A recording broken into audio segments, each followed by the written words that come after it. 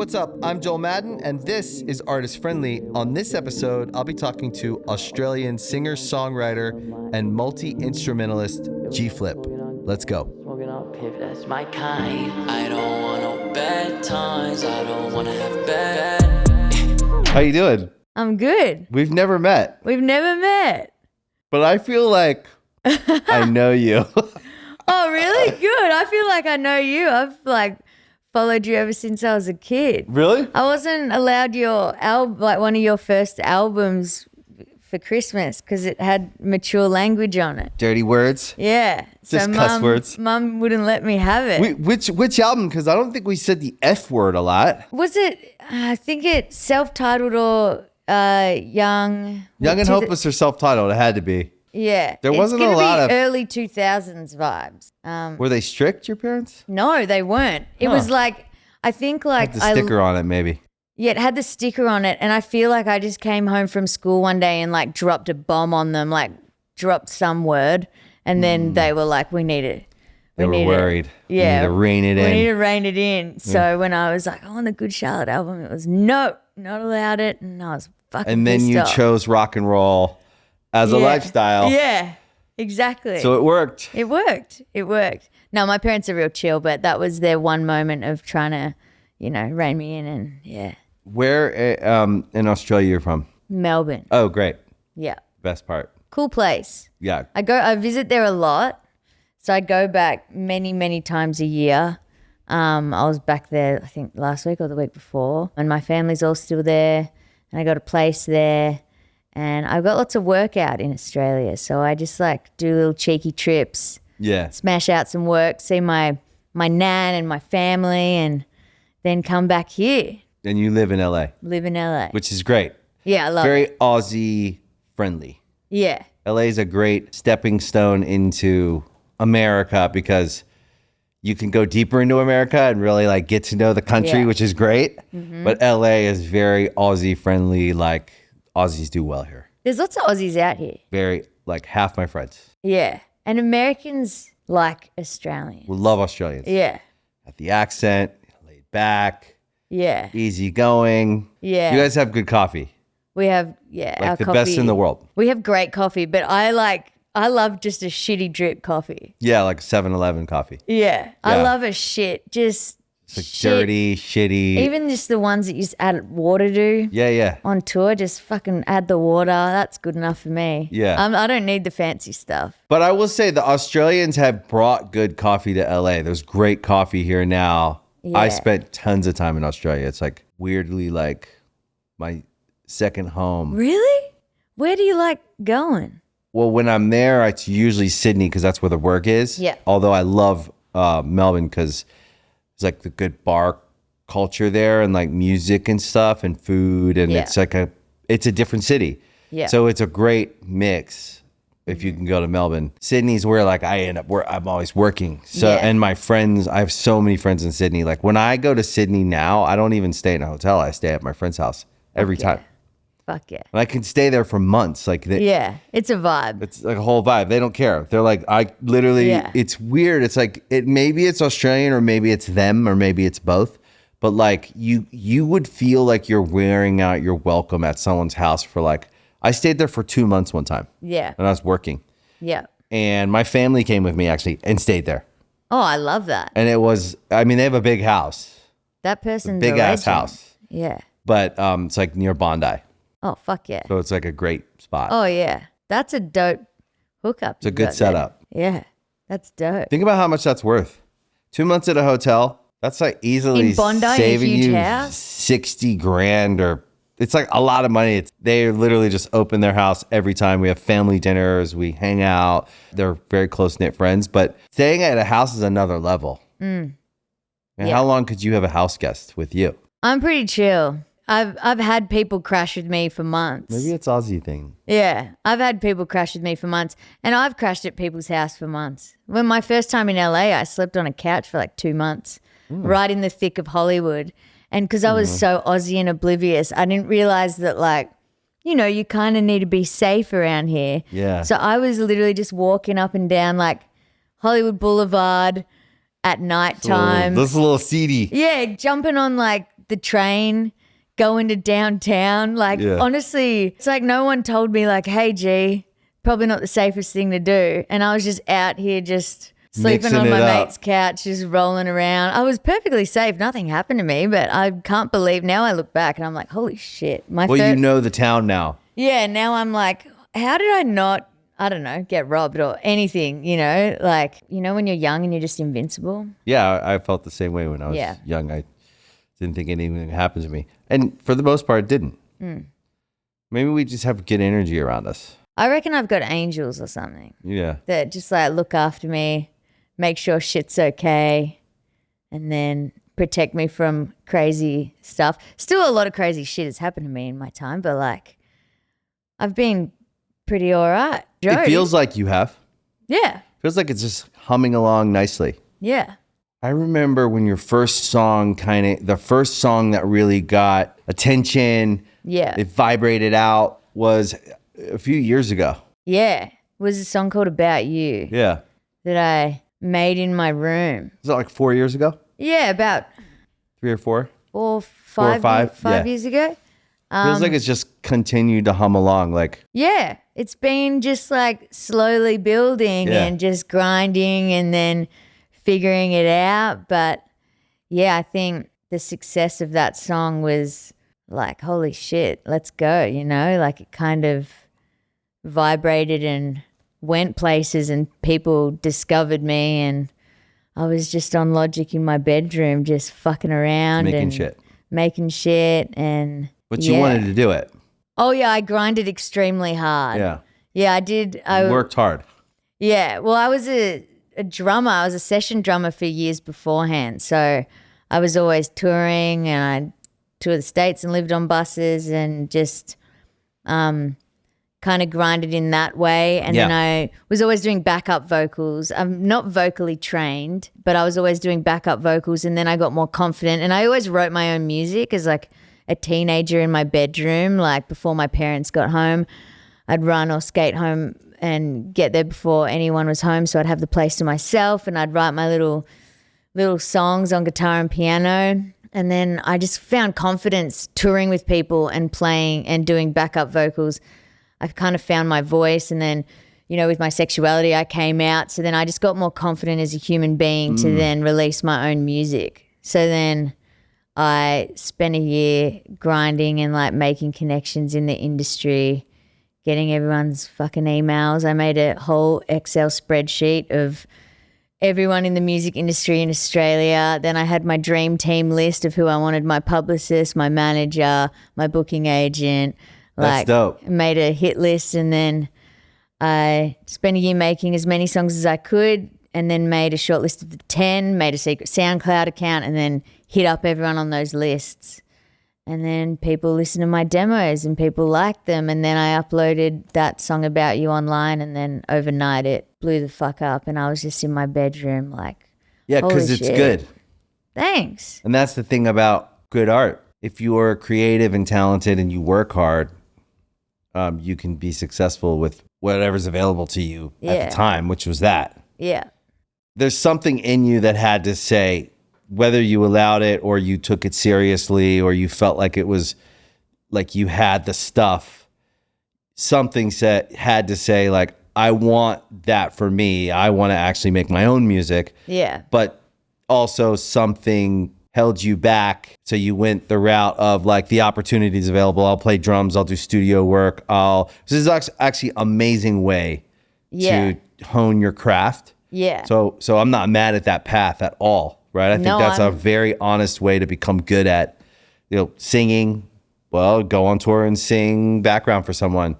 Yeah. But like there had to be something in you that was calling you to do it for yourself. Oh yeah. The whole time. Yeah.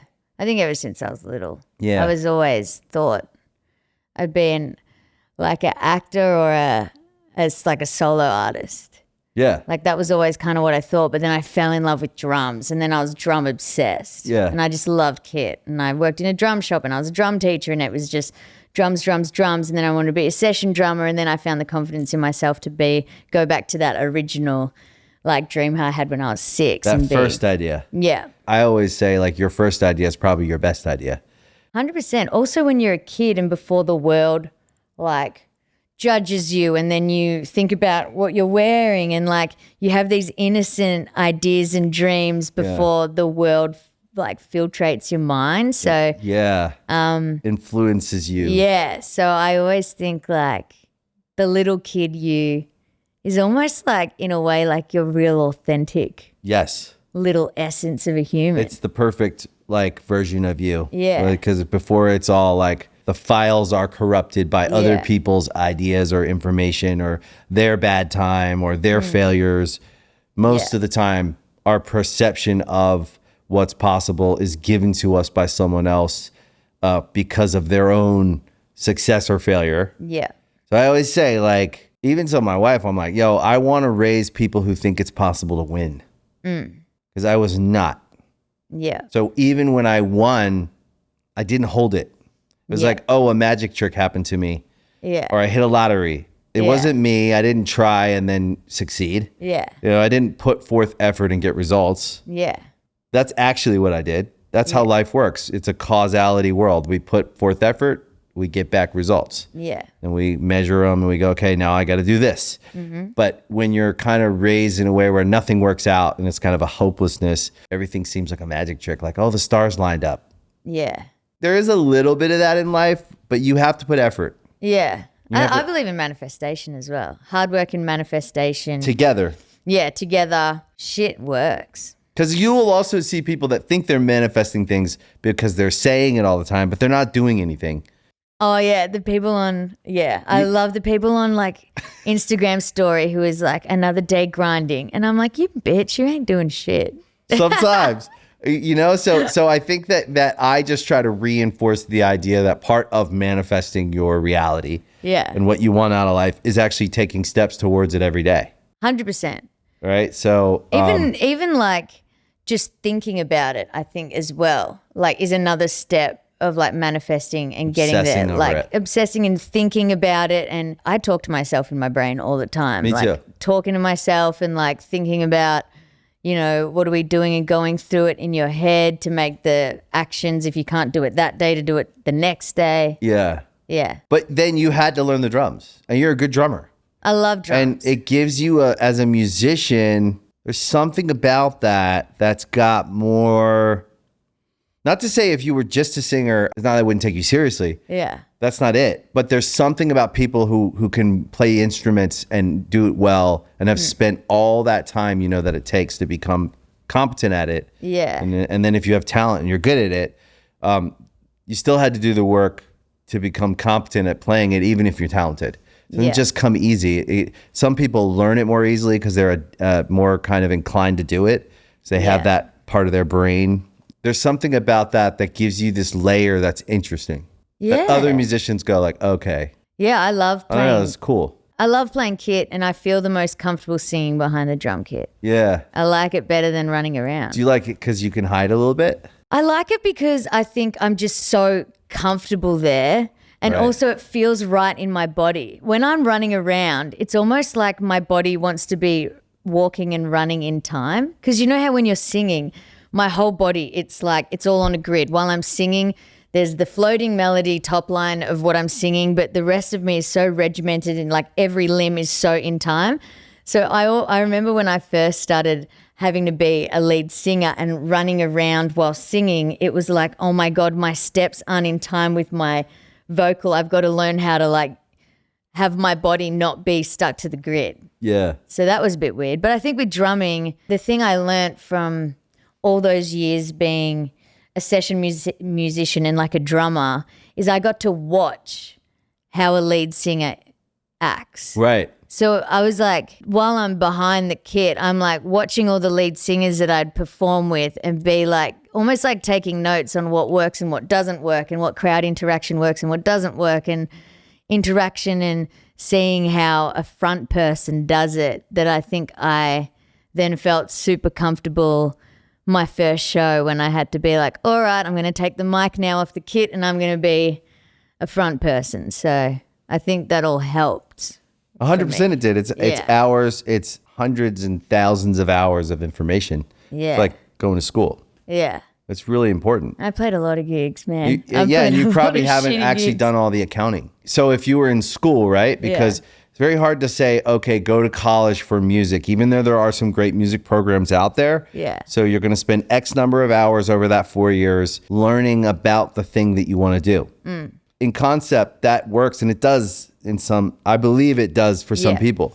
But there's no better education in getting like the degree of what you're trying to do than being on tour, playing shows of all different sizes, all different kinds of crowds, because you're not just watching the singer or the band, you're looking at the crowd, you're clocking all these variables. Yeah.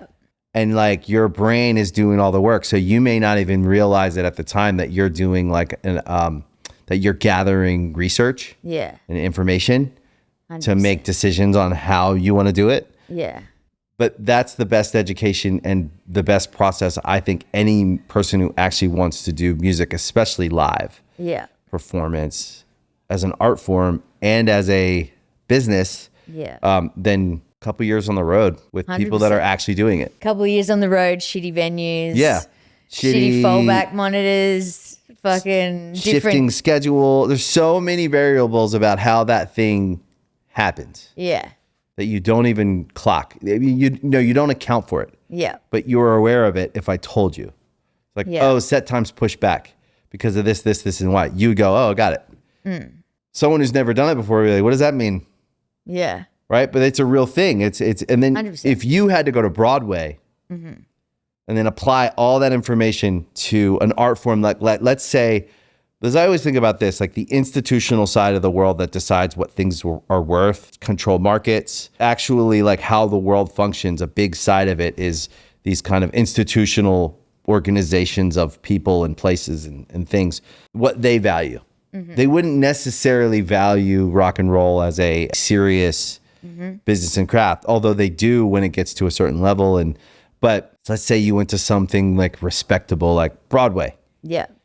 You would absolutely know how to run a show. There'd be some nuanced things you'd have to learn. Yeah. But you'd get it because of all the experience you've gained. So I always think it's important to highlight the value and the importance of like what we actually do out there on the road, because it's not just a party. Certainly there are fun moments in between work because you're killing time or you're, but the work of it is actually a really useful skill set to learn. Yeah. 100%. And it can serve you in a lot of places as you decide what else you want to do in your career and where else you want to go. Yeah. It's cool. I'm glad you're here. I'm glad I'm here. Thanks for coming. No. I like it here. Good to be cool. Around the Aussies sometimes. Yeah, hells yeah. Yeah. Yeah. Was there like a favorite artist you toured with that you'd say had the biggest influence, whether it was musical or personal or even just that time in your life? It might not have just been them, but was there a tour or an artist you remember that really had the biggest impact on your formation of the path you went down? Toured with. I haven't actually toured with too many people, to be fair. When I came to the States, I toured with an artist called Fletcher and an artist called K Flay. Yeah. And those were two really great tours. It was like right after COVID when everything started opening back up. And it was my first two tours in America to introduce me to like American markets outside of kind of when my project kind of blew up a little bit and I played opened for them? Yeah. Okay, that's cool. You were support for them? Yeah, support. Dope. I like both of those artists. Yeah. Well, one of my friends is really tight with K Flay. So I've gotten to hang out with her a few times. She's great.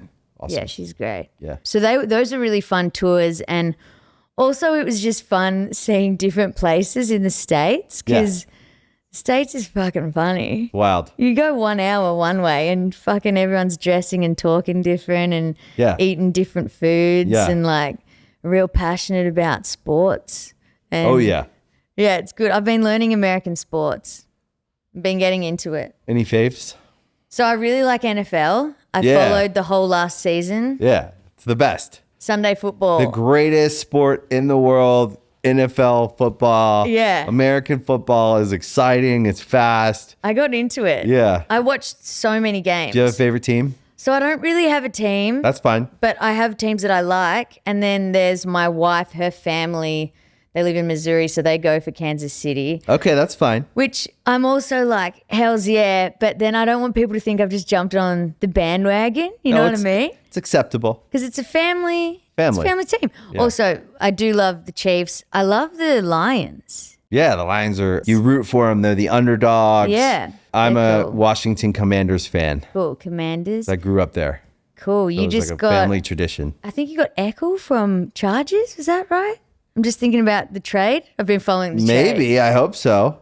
Yeah. We just drafted Jalen Daniels, second pick. Cool. Heisman Trophy winner. Oh, yeah. Yeah. Yeah. Listen, they haven't been a great team to be a fan of the last 15 years, but I grew up with it. You know, my whole family liked them, so it's just in me to be a fan. Yeah. And I like the Ravens, the Baltimore Ravens. Oh, yeah, so Baltimore Ravens. Ravens They came after, so like we grew up Redskins fans. Yeah. And then they changed their name to the Commanders. And then the Ravens came and we were fans. So because they're Baltimore, we're from Maryland. So we are fans of the Ravens. I root for them every Sunday. Yeah. But they're good. Something emotional in me is still like Commanders. When they lose, I'm still kind of sad. But that's part of it, you know? Yeah. It's fun to follow a team and then they're shit for a bit and then they come back up and then it's just like makes all of those hard years so much more rewarding. Yeah. And exciting. Football's great. Yeah. And now I'm looking into baseball. I'm a huge baseball fan. Are you? Who are you? Who do you go for? The Baltimore Orioles. Okay, yeah. They're the orange team? Orange and black. Yep, okay. And I've been raising my kids here in LA. I've been here for 20 years. So my son, who's a big baseball fan, loves the Dodgers. We root for each other's teams. Okay. So cool. I go to Dodgers games. I love the Dodgers. I have a Dodger tattoo, but grew up with the Orioles. So it's like in my soul. Okay. But I love rooting for the Dodgers. And they're in National and American League, so they're in different leagues. Yeah. So the only time it would really matter when they play is if they met each other in the World Series. Yeah. So it's okay to have a favorite National League team and American League team. Baseball's cool. I like it. Baseball's great. I went to a game. I ate three Dodger dogs. Yeah. I loved them. I couldn't. They're great. I don't eat much, but I was like, fuck, these hot dogs are sick. They're very good and they're like big. They're long. They're awesome. And they're like, what do you put on it? Just whack some sauce on it. Tomato sauce. What do you call it? Ketchup. Mustard? A little bit of cheeky mustard. Yeah. Not too much though. Not some onions? Yeah. Yeah. I'll rock some onions. Relish? No relish. Really? Nah. Gotta have a little relish on there. Dill relish. Maybe I need to check that out. I'll go to another game, smash some more hot dogs.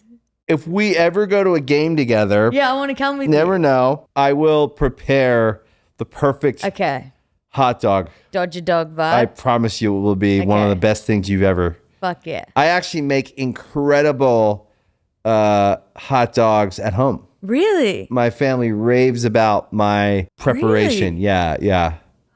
Grilled, and you got to go with the like cheaper kind of the Dodger dog style. Yeah, shittier the not prettier. the fancy sausage. Yeah, and then you got to. It's really about the consistency of like the onions. If you dice them really, really small. Yeah. Almost like the McDonald's onions are the really tiny ones. Yeah. They're like a freeze dried type. Yeah. They're not like that, but I'll like prepare them a little bit. I'll cook them a little bit I'll dice them really small. And then I'll just like cook them a little bit in a pan. Fuck yeah. And then like some mustard, some ketchup, and then dill relish. Dill relish. But actually, little trick, we'll take a little sweet relish and mix it into the dill relish. Oh wow, so there's a process. Little bit of sweetness in it, but the dill is something about it with the sweet ketchup. The ketchup's kind of sweet, so something about it. I love it. Fuck yeah, that's great. Yeah. I need to learn your ways. Real quick, takes 5 minutes, 10 minutes max. Get those onions, fucking dice them up. Plate of hot dogs. Everyone's like, thanks, Dad. Yeah.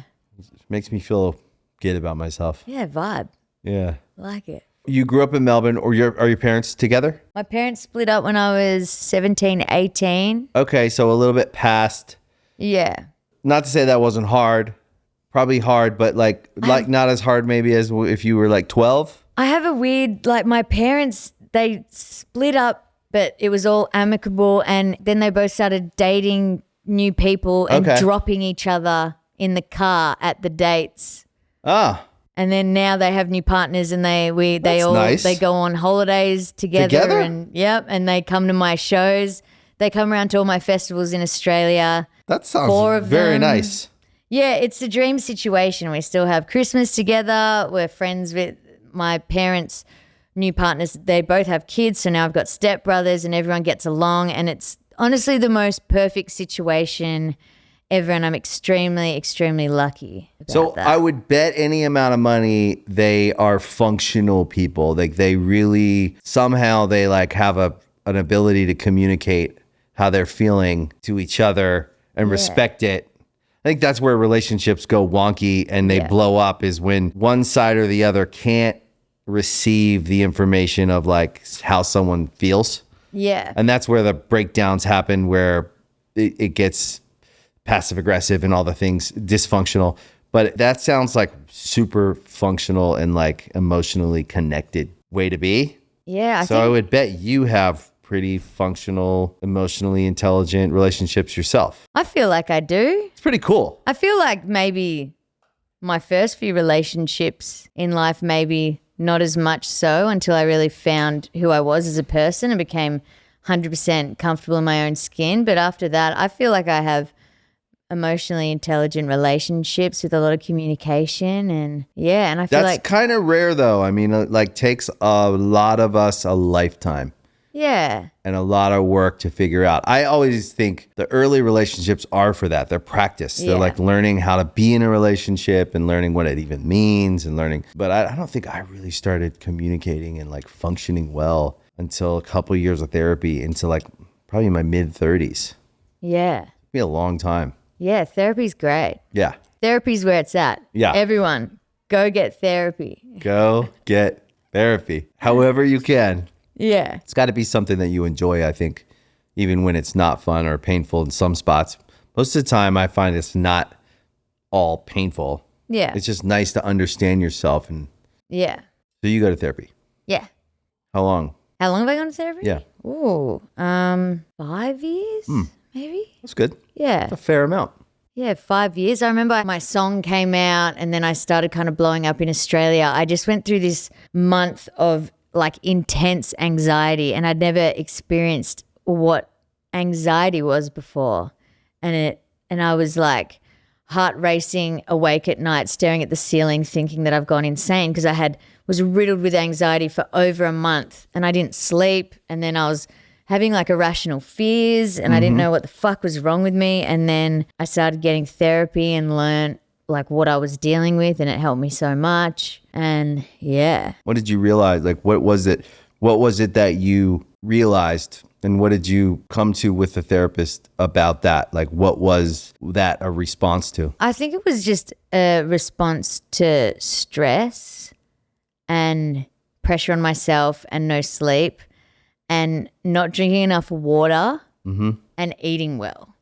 So my body was like struggling to function because it didn't have the nutrients it needed, doesn't have the sleep. Like sleep was a big one. Like I'd be up working on shit till 4 a.m. and then sleeping like 3 hours and then going. And I'd be like, yeah, I'm totally fine, when my body on the inside was like not okay.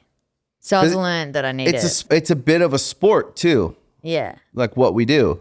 100%. Physical, but we don't get told that. We don't treat it that way. It's not taken quite as, again, like I always say, it's not taken quite as seriously as if we were a gifted athlete on the verge of success in the pro whatever league. People would be saying, okay, man, you need to sleep, you need to work out, you need to eat right, you need to drink water, if you want to succeed, you got to do that. Yeah. And athletes, it makes sense. Yeah. So they do it. Yeah. And then you see the ones who succeed tend to be the healthier ones for the most part. Yeah. Like you could say there's a through line there. And the ones that fall off, you could also find a through line with like drugs, alcohol, lifestyle as well. But it's funny with music, you're not encouraged to be healthy by the world. Yeah. In fact, they celebrate you if you're unhealthy. Yeah. You're like the party animal. You're the fun one. Yeah. But I think there's something to that, like healthy living, that I didn't know either. I had struggled with anxiety, PTSD, all kinds of stuff from childhood and this and that. But also take all of that childhood stuff and then throw in prospect of success in music when you're right there on the verge of it and you're just trying your hardest. Yeah. And then you get it, your first peak of it, first hit, first whatever. Alcohol doesn't help. Nope. Not sleeping doesn't help. Nope. Eating terrible doesn't help. Yeah. Loud, crazy environments don't help. All of the things that you find yourself in readily available to you, drugs, alcohol, sex, drugs, and rock and roll, as they say, Yeah. are not conducive to success over a long period of time. No. And nowadays with the music industry is so demanding of you. Yeah. You can't be hungover because you got to fucking get on social media, post some TikToks, do this, got to do that. Do a podcast. Yeah, rock a podcast. like I reckon the start of my career, I was a little bit more sex, drugs, rock and roll. And then it was just like not doing good for my body. So I feel like I'm like honestly the most healthiest. Like I'm the most healthy when I'm on tour. I think so Which too. is wild because I'm basically my show's a workout for me. But then I'm also doing other workouts just for mental health. I'm drinking so much water, which I struggle like to drink lots of water, and I'm always trying to make myself drink lots of water. So I'm like hella hydrated when I'm on tour. You know, obviously it's hard to get sleep on tour because you got to wake up at crazy hours to drive to the next city. But like I try to get as much as I can. Yeah. But I feel good on tour. I feel healthier than when I'm not on tour. Yeah. Yeah, there's a discipline out there that you don't have to have here. Yeah. Because you have more options when you're home. But then I find my flow at home, and I'm very disciplined once Yeah. I get it. Yeah. I find it hard to get a routine. The closest to having a solid routine is when I'm on tour because, you know, you've got the show, you've got sound check, meet and greet, wake up, whatever time that is.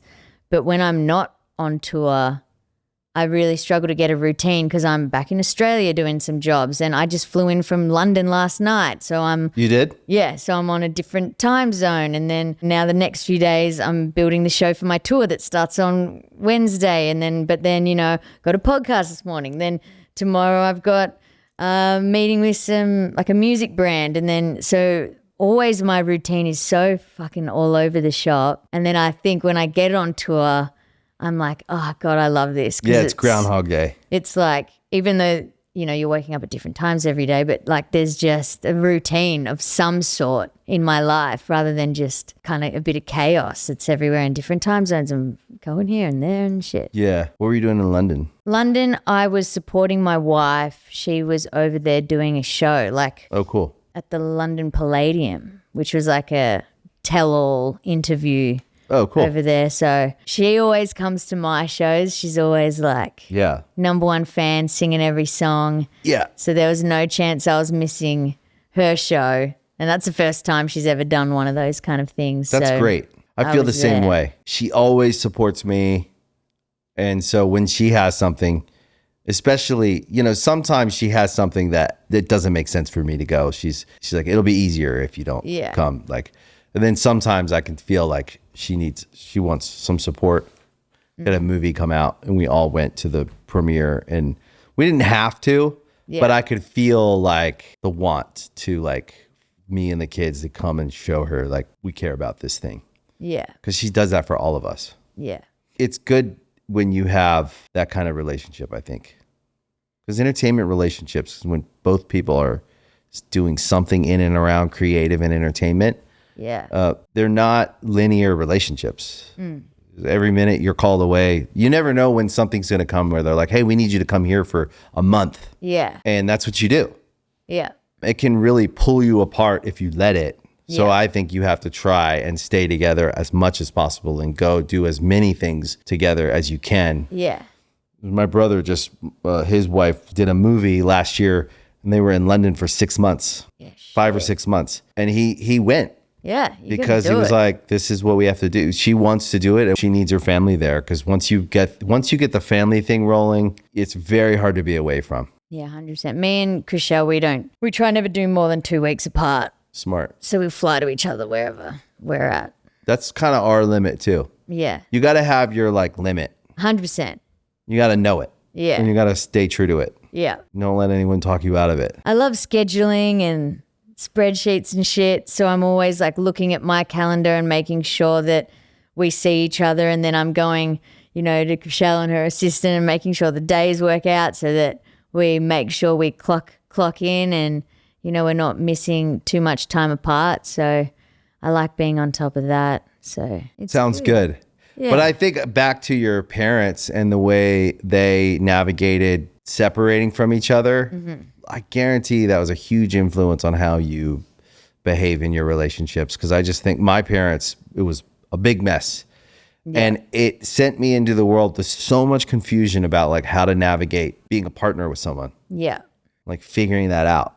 Yeah. 100%. Yeah. I think my parents, they did a fucking great job. And also the point where they kind of knew that they weren't in love anymore and they, wanted to separate in a healthy way was when I was kind of going through my like 15-year-old rebel kind of stage. Right. What was that like? Well, no, I was going to say my dad decided to stay. So they stayed together for a little bit longer till I grew up because they knew maybe you needed it. Yeah, I needed my parents around every day for support because I was a little bit naughty. I was just a bit naughty. You were testing the You were testing the limits. Yeah. That's what you do though. But to me, that's like the 15-year-old who's trying to figure it out, right? Isn't going to be as conscious of that as the parents will. Yeah. And whether you think you need them there or not, they make a executive decision to go like, you know what, let's just keep the walls here. Yeah. So you can bounce off of them. Yeah. However, painful that is or crazy that is to go through. I have teenagers now and they're pretty chill, but they're still teenagers. So what you want is a solid home that they come back to so that when they go out into the world, they're going to try whatever they're going to try. They're going to figure out who they are. They're going to do the things they need to do. I want them to do that. I do not want to tell them who they are. Yeah. I want them to go figure it out and feel the freedom to like have their own opinion on themselves, on life. And then I want them to be able to come home every night to a house that's the same and reliable in that way. Gives them like a safety or something that they can go out and make some mistakes or try some stuff. And I just don't want to judge them. Yeah. Because I felt judged my whole life and I just don't want there to be any shame around you figuring out like who the fuck you are. And, I always just say, just be safe, take care of love yourself, make sure that people are treating you the way you want to be treated and like have a standard for that. Yeah. And if you need me, I'm here. Call me. Yeah. You've won some ARIAs. Yeah, I won some ARIAs. They're pointy as. Yeah. They don't give them to you on the night because apparently, rumor has it, someone dropped it and stabbed through their foot. Oh, I thought maybe someone like tried to stab someone with it. No intentional violence, but it was just. I always wanted an ARIA. You never got one? I've been so many times. Some international. Never even been nominated. We need to change that. International, whatever. Yeah. But I've gone a bunch of times and I've always appreciated the vibe of that show versus like you go to a lot of award shows here. Oh, yeah. And it's a little more different. fun. Yeah. Than like a serious award show, even though it's a serious award. Yeah. It's funny how the Aussies do things like the Logies. Yeah. Right? It's a great award, but it's a fun night. Yeah, everyone's drunk as fuck. Everyone's drunk. The Logies is everyone's like wild. yelling shit at each other. Yeah. Right? Like if someone agrees or doesn't agree with the person who won. Yeah. Because it's like coming out sideways, like drunken. It's fun. Yeah. And it's one of the like things about Australia, the way you guys do things over there, because you'll go to an award show here and it's a big thing and it's great. I'm not saying I've been to a bunch of award shows here. It's great, but there's a seriousness to it sometimes where you're like, it's bottled up. Yeah. And it feels tense. Like loose there. Very nice. Yeah. There was the ARIAs, You've won 3? I've won 2. 2. Okay. But you've been nominated a bunch. Yeah. I think I last year got nominated 6 or 7 times. Great. Yeah. Took 2 of them home. Fuck yeah. But yeah, they're definitely like I've gone to a couple of award things here with like, Chriselle. Oh shit, I'm like looking at what I'm wearing. I'm like, oh shit. How am I sitting? And realize yeah, it's tense. It's full tense. Everyone needs to loosen the fuck up. Yeah, chill out. Yeah, like guys, it's not that serious. Also, it's serious. It's supposed to be fun. Yeah. I like the ARIAs. Congratulations. It's a big accomplishment. Thanks. Yeah, it was. I have a Logie. Do ya? Yeah. Fuck yeah. Yeah. They're weird little creatures. guy thing. Yeah, little like Play-Doh looking. What was that for the Best voice? new talent. Dope. Silver Logie. Silver Logie. Yeah. Boom. Yeah. I love that. I take a lot of pride in my Logie. Did you do a speech? I did. No, I was there. What year was this? A long time ago. 2012.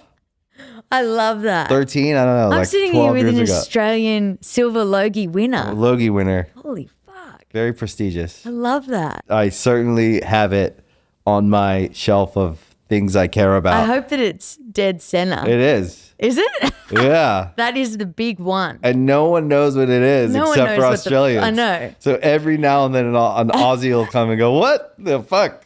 But no one else knows what it is. No one. I'm like, no, trust me. That's cool. It's cool. Yeah. That's some big shit. Very proud of my Logie. Yeah. It was when I did the voice there. Yeah. It was fun. Yeah, cool. You have a record coming out soon. I have a little EP coming out next week. Okay. Which was not really an accident, but kind of. Like I was just fucking around with songs, making different versions of my own songs and like acoustic versions. Like on TikTok, I was just singing an acoustic version of a song or like doing something. And then I was like, my whole album's called Drummer from last year. And then I was like, why don't I just like release these little alternate versions that are drumless because they don't have kit on it. That's cool. I've reproduced the songs in a new way that are drumless. So it's called the Drumless EP. Are you going to play any of them on the tour? I might. I'm actually was up last night trying to work out my set list. So yeah, potentially. Like, is there a version of any of them that you like better this new way? Not ones that I like better, but I'm like, I like them the same. Like there's a song called 7 Days that I open up my drummer record with, and the drumless version of 7 Days is almost a little bit country, which I've never That's cool. done anything in that kind of genre or world. So that's fun for me. Another song, Real Life. And all of these songs we've like, most of them have changed the key and the tempo and like really like I've altered melodies. There's new lyrics in some of the songs. So it's like not like a stripped back version. It's like this is a whole new song kind of vibe. Is your wife coming on tour? She'll be visiting in some cities where That's cool. she can. Yeah. That's kind of how it works for us too. Yeah. The whole thing is not going to happen. Yeah. But 3 days there, 3 days there. Yeah. Works. Also, she doesn't like waking up early. And tour is tour bus. every day waking up early to start driving to the next place. Yeah.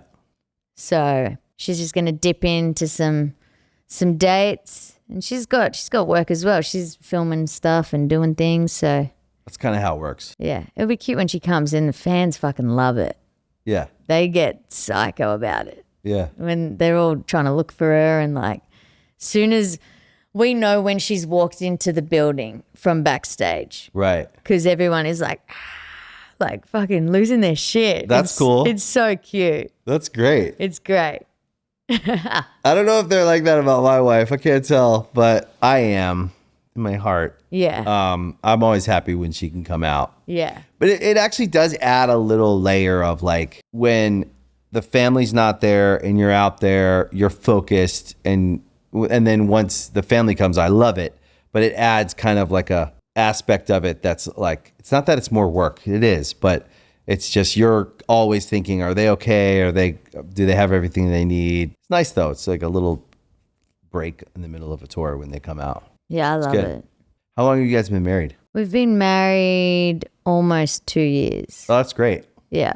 How long have you been together? Did you get married fast? Yeah, we got married fast. Great. How long have we been together? We had kids March fast. 14. We got married slow, had kids fast. Yeah. Within a Married year. slow, we had kids fast. our first kid. Yeah.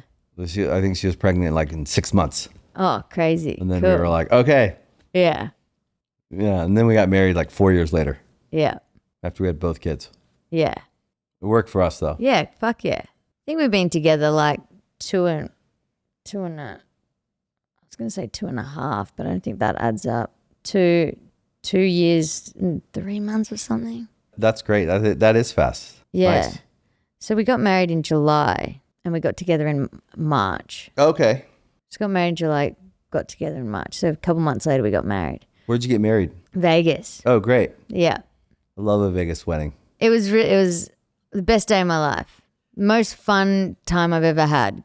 Greatest time. I had this idea for Good Charlotte for this like Vegas residency. Yeah. Where it was about people getting married. Mm-hmm. Because I feel like the Vegas wedding as an idea is like one we all like really love and we understand it, but it hasn't been modernized. I feel like there's got to be the new version of a Vegas wedding, because getting married by Elvis is cool. It's funny. It's like the Vegas wedding. But like imagine going to a show in Vegas where there's like a mass marriage, like 10 couples get married. Oh my God. And then all their friends come and the whole show is like a party. Because we always get like these days, because our fans are older, they're always like, will you play our wedding? Yeah. And we can't really, it's like, it's too big of a thing to get us to your wedding. I don't even want to tell them like the intricacies of what it means for Good Charlotte to come play your wedding. It's like a whole 20 people are coming. There's production. There's all the stuff, right? It's too hard. Yeah. I'm not even going to tell you, I don't want to like disappoint you in what your idea of like how easy it is for Good Charlotte to just throw and go and play a show. We can, but like sound matters to us. The equipment we play on. Production rig, getting all of it matters, sorted, right? Yeah. So my thought was if we did like a Good Charlotte Vegas wedding, all of you can come and get married there. All your friends can buy tickets. That's your reception. Saves you a ton of money. Yeah. We do some kind of food aspect of it. That's a great fucking idea. And everybody's drinking. Yeah. And it's just like everyone's celebrating each other. Yeah. Like that to me would be like a modern Vegas wedding if I thought of it in like a rock and roll sense of like, what does it mean now? Because I love the Vegas wedding. I've always loved the idea of the Vegas wedding. Earlier, you said that part of becoming the artist in really like stepping out in front of your own music and not behind people was coming out. How old were you?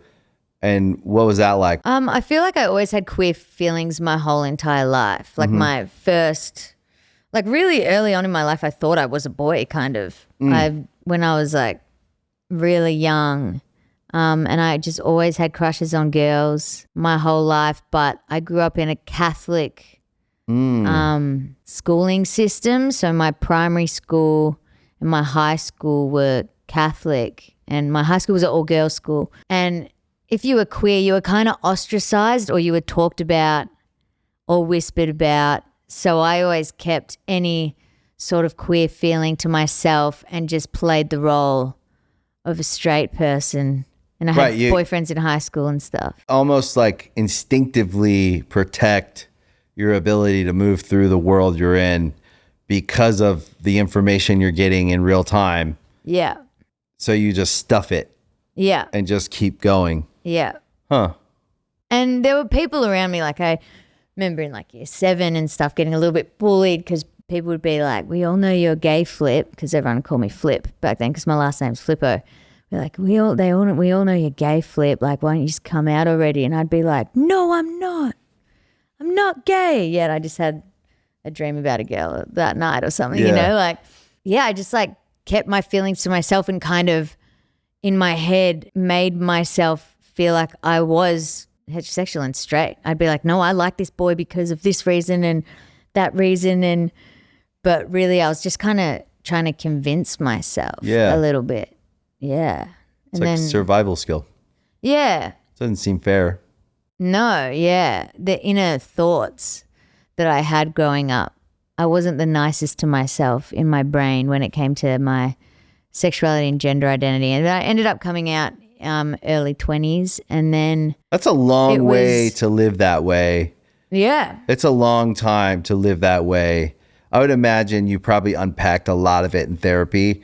I mean, I can imagine because I do think that like there's an aspect of all of us that are doing that in some way about ourselves, and it might not be as extreme as your sexuality. Yeah. But I do feel like growing up, you're trying to just stay out of the spotlight of everybody's like meanness. Yeah. 'Cause it feels like in school, especially in like institutions that like have these overarching themes of like what's right, what's wrong, what's this, what's that. You're just trying to like get through it because it's already miserable. Yeah. Because you're like what, 13 to 18, you're just like constantly changing. Yeah. And figuring out tons of shit, let alone who you love. Yeah. What you like, even just how you feel about any of it, because I mean, I grew up in a very religious house. Yeah. And so everything was wrong. If you liked a girl, it was wrong. If you wanted to express that, it was wrong. If so you're telling yourself like, I can't even be attracted to someone. And this is like a straight white male growing up in a religious house. So I always wonder how hard it would be to be a gay kid growing up in a religious house or in a religious school or in a religious community. Because there's all these different versions of that where you feel how you feel, but then all the messaging your whole life has been, that's evil, that's wrong, that's dirty, that's shameful. Why would you choose that? All these things. So when you're growing up in it and you're like, you have a crush on a girl and you think she's hot or whatever, like however you feel about her, it's not wrong. Yeah. In my mind, like I tell my kids, like, you'll know who you like, you'll figure it out. And hopefully you're with someone that treats you nice, that respects you. I struggled with that idea of being wrong. Yeah. Someone said to me the other day, I forget who told me it, but they said, guilt is doing something wrong. Shame is I am something wrong. And that's the shame thing is like the big one in religion. Yeah. I think I was definitely stuffing it down and getting through it. And I was so focused on my music stuff and drums. And I always was like a pretty confident kid and pretty sure of myself, except the part about my sexuality that I kept hidden that no one knew about was like the kind of 5% that wasn't out in the open. But then as soon as I was kind of like out of school and felt in a safe environment and then I started seeing a girl, then I was just like, hey, everyone, I'm gay. And then, it was cool. I remember telling my dad and he was making spaghetti bolognese, which we call spag bowl. And then he was just kind of like, oh, yeah, cool. Do you want more? Like, want more spaghetti? Like, yeah, Dad. And then I told my mum and she was like, oh, yeah, your basketball coaches always thought you would be gay when you were older. And I was like, all right. And then all my friends were like, yeah, we're not surprised. So, I think it was very euphoric for me. That's good. Very euphoric, letting that last 5% of myself out in the open. And then it gave me confidence to then do my solo career because then I was down to sing these queer love songs that I wrote in my bedroom about relationships and queer love and stuff like that. And you need to really be in touch with your truth to like share your music and lyrics with the world because it's like your inner feelings and thoughts and story and stuff like that. Yeah. Like I wonder which 5% of us is the least important 5%. I think 100% of us is what we have to have. Yeah. To be vibrating in music in a way that people can believe us. Yeah. And if we're hiding something, there's something about a fan. When you listen to a band you love or an artist you love, if you don't believe them, it's done. Yeah. And on any level, it's even just in your gut, if someone talks to you and they're lying to you, you feel it just turns off. Yeah. And I think that that's really important. I'm really happy that it went well for you. Not to say it was easy, because it's not easy for anyone. It's not easy for anyone. And a lot of people have very, very different experiences. I was just fortunate to have a pretty easygoing one. There was still like, little comments now and then. Like, I remember my parents at the start were like, you'll go back to men. And I was like, no, I won't. In my head, I was like, oh, well, I definitely know I won't be. Like, and maybe it's generational or whatever, but like our parents don't always understand like the weight of some of the things they say, even if they're saying it in passing. It's fine because we understand them. Yeah. But it still has some weight to it that you have to like make peace with. So you have the tour, the EP, anything else you're working on? Anything else I'm working on? Doing any studio work still? Third record Oh, great. as well. Also writing and producing for some other artists as well, which has been really fun. I actually enjoy it a hell of a lot. Yeah, it's fun. Kind of fun working outside of your own project. It's a different kind of pressure. It takes the pressure off of Yeah. some of stuff, puts a different kind of pressure that it's kind of nice. I love it. Yeah. Yeah. I see myself doing a lot more of that I do too. world because I Yeah. also like just getting to know an artist and a human and like unlocking what their talents are, empowering them to know that their ideas are valid and they're great. Yeah. So many people you walk into sessions and they're a little bit shy or don't want to suggest their melody ideas or their ideas. And I remember being that when I first started because I was used to just doing my own thing in my bedroom, writing my own shit. Then collaborating with people was a bit daunting. So I like being the top liner producer in the room to help. Especially someone that's in the earlier stage of their career, you can really like identify that and help them through that part. And hopefully you give them a couple little like nuggets of information that they can take and get there a little faster in their development. That part of it is nice. It's like paying it forward. Yeah. So doing a little bit of that and then just more touring, like going back to Australia, playing shows, doing a UK, Europe kind of like tour. And then Do you have any favorite Aussie artists? favorite Aussie artists. Do you know Genesis Owusu? He's fucking great. Okay. Obviously like I love Troye Sivan's stuff. Oh yeah. He's incredible. Little legend. There's so many artists that I'm Do you know Chase forgetting. Atlantic? Chase Atlantic. I don't know personally, but I know who Chase I'm Atlantic very are. close with them. Really? Yes. Very Those are my cool. boys. Yeah. That's Good awesome. dudes. Yeah. You guys would get along Yeah? big time. Where they live? They live here. Oh, fuck yeah. They're fucking cool.